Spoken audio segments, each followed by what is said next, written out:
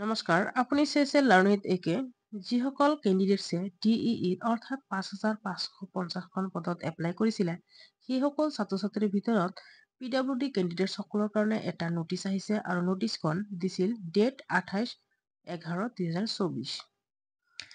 নোটিছখনত আপোনালোকক অৰ্থাৎ PWD candidate সকলক 3 ডিচেম্বৰত ভেৰিফিকেশ্যনৰ কাৰণে মাতিছে। গতিকে আপোনালোকে 3 ডিচেম্বৰত গৈ ভেৰিফিকেশ্যন কৰিব লাগিব আৰু ডেট দি আছে 3 ডিচেম্বৰ আৰু টাইম দি আছে 11 AM to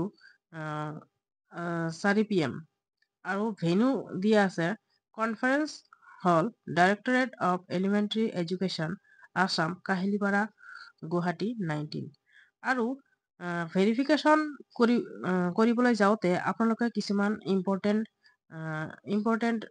ডকুমেণ্টছ লগত লৈ যাব লাগিব আৰু ডকুমেণ্টছ কেইটা ইয়াত কি ডকুমেণ্টছ লৈ যাব লাগিব ইয়াত উল্লেখ কৰিছে। সকলো ধৰণৰ অৰিজিনেল এডুকেশ্যনেল চাৰ্টিফিকেট লৈ যাব লাগিব আৰু প্ৰফেশ্যনেল কোৱালিফিকেশ্যনৰ চাৰ্টিফিকেট লৈ যাব লাগিব আৰু লগতে পাৰ্চনেলিটি ডিজেবিলিটিৰ যি চাৰ্টিফিকেটটো আছিল সেই চাৰ্টিফিকেটটো লগত লৈ যাব লাগিব আৰু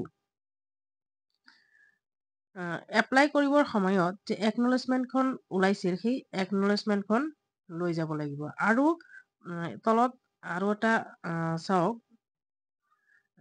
দি আছে যে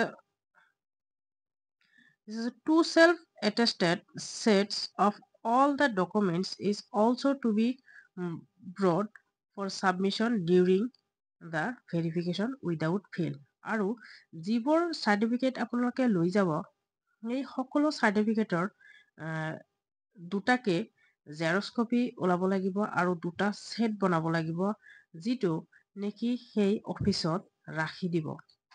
গতিকে আপোনালোকে কোনো ধৰণৰ ভুল নকৰাকৈ এই ডকুমেণ্টছবোৰ আগতীয়াকৈ গোটাই লওক আৰু ৰেডি কৰি লওক।